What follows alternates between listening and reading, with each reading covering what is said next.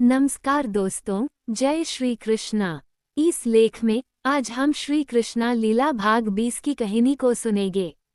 अगर आप चैनल में नए हो तो चैनल को सब्सक्राइब करके श्री कृष्णा लीला भाग 1 से लेकर भाग 19 तक की कहानी को जरूर सुने। तो आइए कहानी को सुनते हैं। समुद्र मंथन से निकले अमृत कलश पर एकाधिकार जमाने के लिए देवताओं और असुरों के बीच कलह होती है।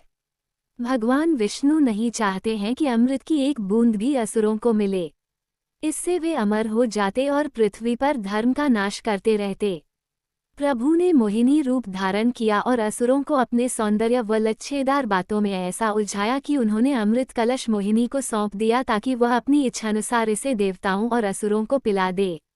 मोहिनी अमृत कलश प्राप्त कर लेती है, लेकिन वह अभी असुरों को और अधिक भ्रमित और अपने वश में रखना चाहती है। इसलिए वह राजा बलि से कहती है कि शास्त्रों के अनुसार कुलीन पुरुषों को किसी स्वच्छंद नारी पर अधिक भरोसा नहीं करना चाहिए। आप महर्षि कश्यप के कुल से हैं, इसलिए एक बार पुनः विचार कर लें। राजा बलि मोहिनी पर अत्यधिक मोहित हो चुके हैं।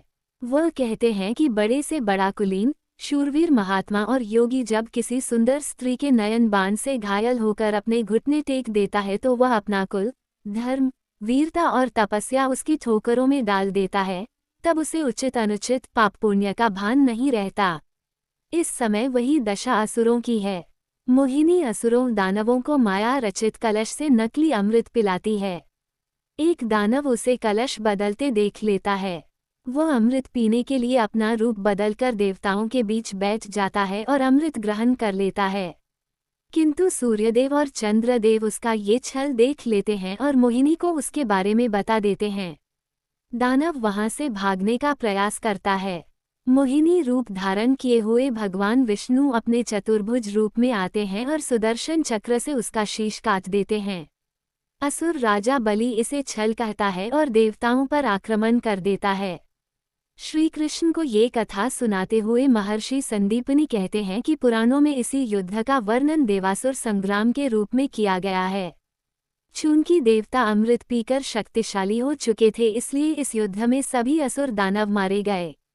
स्वयं राजा बलि भी देवराज इंद्र के हाथों मारा गया।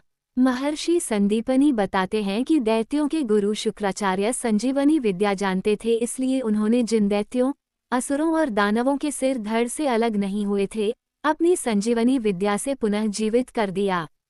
राजा बलि को भी पुनर्जीवन मिला। राजा बलि महान विष्णु भक्त प्रहलाद के पौत्र और शूरवीर थे। शुक्राचार्य ने इंद्र से प्रतिशोध लेने के लिए राजा बलि से 100 यज्ञों का अनुष्ठान कराया। 99 यज्ञ पूरे हो जाते हैं। दैत्य गुरु शुक्राचार्य कहते हैं कि 100 यज्ञ पूरे होते ही इंद्रलोक पर राजा बलि का अधिकार हो जाएगा। देवता पुनः भगवान श्रीहरि की शरण में जाते हैं। जब राजा बलि का 100वां यज्ञ आरंभ होने वाला था, भगवान विष्णु वामन अवतार लेकर वहां पहुंच जाते हैं और यज्ञशाला बनाने के लिए अपने 3 पग के बराबर भूमि का दान मांगते हैं। राजा बलि हाथ में संकल्प का जल लेते हैं, तभी शुक्राचार्य वहां आ जाते हैं और बलि को टोकते हुए कहते हैं कि जिसे वह सामान्य बटुक समझ रहे हैं वो कोई और देवताओं का काम बनाने के लिए अदिति के गर्भ से जन्म लेने वाले स्वयं अविनाशी भगवान विष्णु हैं। वो विश्वरूप धारण की अपने 3 पग में उनका समस्त राजवैभव लेकर इंद्र को दे देंगे। तब राजा बलि कहता है कि यदि एक उदार और करुणाशील मनुष्य किसी अपात्र याचक की कामना पूर्ण करके दुर्गति भोगता है तो वह दुर्गति भी शोभा की बात होगी। जिन भगवान विष्णु के दर्शन के लिए तीनों लोकों में यज्ञ आयोजित होते हों और वही भगवान विष्णु स्वयं बटुक का रूप रखकर मेरी यज्ञशाला में पधारे हैं, तो मेरे लिए ये गौरव की बात है। मैं प्रहलाद का पौत्र हूँ और अपने कुल की मर्यादा को कलंकित नहीं कर सकता। मैं अपना वचन अवश्य पूरा करूंगा। राजा बलि की बातों को शुक्राचार्य अपना तिरस्कार मानते हैं और उसे श्रीहीन होने का श्राप देते हैं। राजा बलि इस श्राप को स्वीकार करते हुए कहते हैं कि हर मनुष्य की एक दिन मृत्यु होनी है, किंतु मैं मृत्युपरांत भी अपनी वचनबद्धता के कारण इतिहास में जीवित रहूंगा। इसके बाद वह हाथ में जल लेकर वामन कुमार को 3 पग भूमि दान करने का संकल्प लेते हैं। असुरराज बलि 100 यज्ञ पूर्ण कर स्वर्ग पर आधिपत्य करना चाहते हैं। उनके यज्ञ रोकने के लिए भगवान विष्णु वामन अवतार लेकर यज्ञशाला में जाते हैं। वामन बालक के रूप में वह बलि से दान में 3 पग भूमि मांगते हैं। दैत्य गुरु शुक्राचार्य भगवान विष्णु को पहचान जाते हैं। वह बलि को दान का संकल्प लेने से रोकते हैं, किंतु राजा बलि भक्त प्रहलाद के पौत्र हैं, वह अपने वचन से पीछे हटने को तैयार नहीं होते हैं। शुक्राचार्य इसे अपना तिरस्कार मानते हैं और बलि को श्रीहीन होने का श्राप देकर चले जाते हैं। राजा बलि हाथ में जल लेकर दान का संकल्प लेते हैं और वामन कुमार से 3 पग भूमि माप लेने को कहते हैं। वामनावतार विराट रूप धारण कर अपने एक पग में समस्त पृथ्वी और दूसरे पग में आकाश को नाप लेते हैं। भगवान ब्रह्मा उनके दिव्य चरण को अपने कमंडल जल से धोते हैं। भगवान विष्णु का यही चरण जल गंगाजल कहलाता है। वामन कुमार राजा बलि से कहते हैं कि उन्होंने 3 पग भूमि दान देने को कहा था। मैंने एक पग से धरती और दूसरे पग से आकाश नाप लिया है। इस प्रकार तुम्हारा सब कुछ मेरा हो चुका है। अब उनके पास देने को ऐसा कुछ नहीं जहां मैं अपना तीसरा पग रख सकूं। इस प्रकार तुम्हारा वचन झूठा हो गया है। इस पर राजा बलि हाथ जोड़कर कहते हैं कि मैं अपना वचन सत्य करके दिखाऊंगा। वह वामनावतार से तीसरा पैर अपने सिर पर रखने को कहते हैं और शीश झुका देते हैं। वामन ऐसा ही करते हैं और फिर प्रसन्न होकर अपने चतुर्भुज रूप में राजा बलि को दर्शन देते हैं।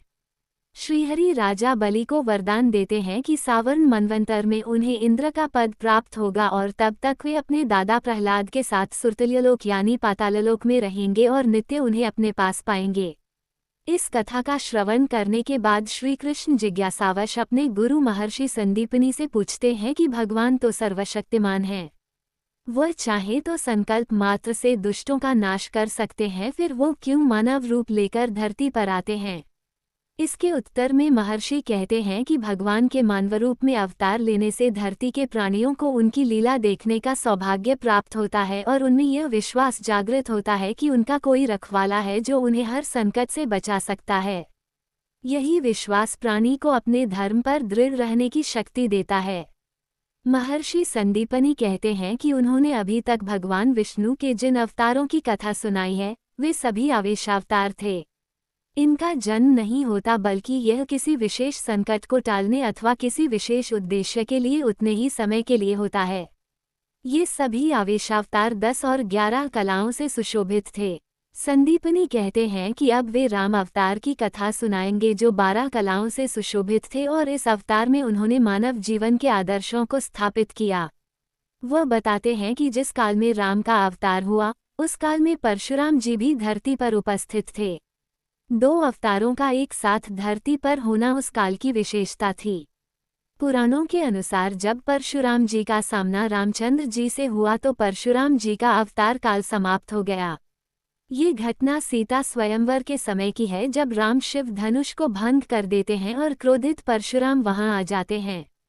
एक प्रकार से परशुराम जी आवेशावतार थे।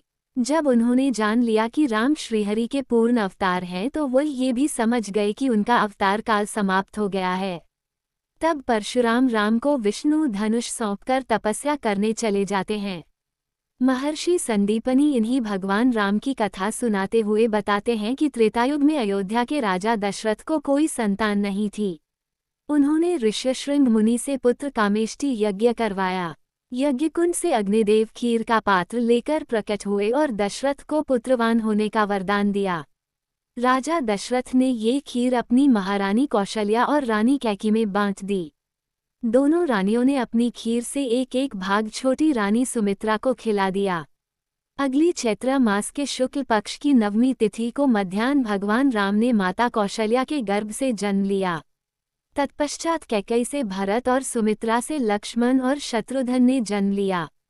कुछ बड़े होने पर चारों बालकों ने गुरु वशिष्ठ के आश्रम में शिक्षा ग्रहण की। दोस्तों, श्री कृष्ण लीला भाग 20 की कहानी समाप्त हो गया है। अगर आप भाग 21 की कहानी को सुनना चाहते हैं तो हमारे चैनल के साथ बने रहें। जय हिंद, जय श्री कृष्णा।